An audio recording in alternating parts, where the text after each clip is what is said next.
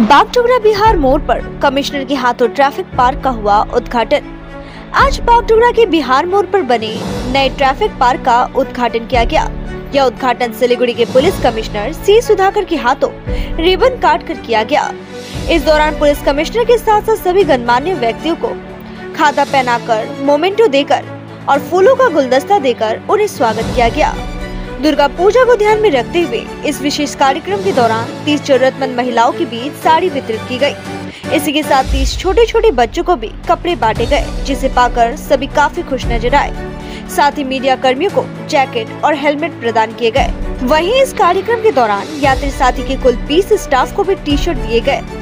इस उद्घाटन कार्यक्रम में कमिश्नर सी सुधाकर के साथ साथ पश्चिम बंगाल के DCP Vishwachandra Thakur, deputy commissioner Shri Abhishek Majumdar और कई गणमान्य लोग मौजूद रहे।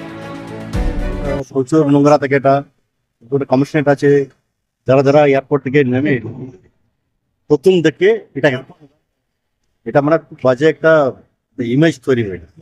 সেজন্য আমার ডিসি ট্রাফিক চিন্তা করে কেস উনি এটা উদ্যোগ নিয়ে তো আমরা এই জায়গাতে আমরা পরিষ্কার করে এটা পুরো পেইন্ট করে এটা ট্রাফিক পার্ক বলে একটা জিনিস আজকে আমরা উদ্বোধন করলাম। তো প্রথমবারটা ট্রাফিক পার্ক কমিশনারেট এলাকায় মনে হয় এটাই প্রথম উদ্যোগ আছে এবং এই উদ্যোগটা আগামীতে কোথায় কোথায় আপনারা চিন্তা ভাবনা আমরা যা পুরো জায়গা আমরা এটা ঠিক করবো, আমরা ঠিক করে বিভিন্ন কাজে ইউজ করবো। এটা করে আমরা কমিশনারেট এলাকাতে আমরা একটু কতটা সুবিধা হবে এখানকার সুবিধা হবে এটা, কারণ আগে তো আমরা মানুষ তো এদিকে খেলতে পারবে না আর এদিকে আসতে পারবে না। এটা আর এটা আমরা রেলিং করে দেবো, এটা পাশে লোকজন আসতে পারে, বসতে পারে। এটা শীতকাল এটা আর এটা মেইন জিনিস আছে ওটা ক্লিন দেখতে, মানে ক্লিন রাখবে।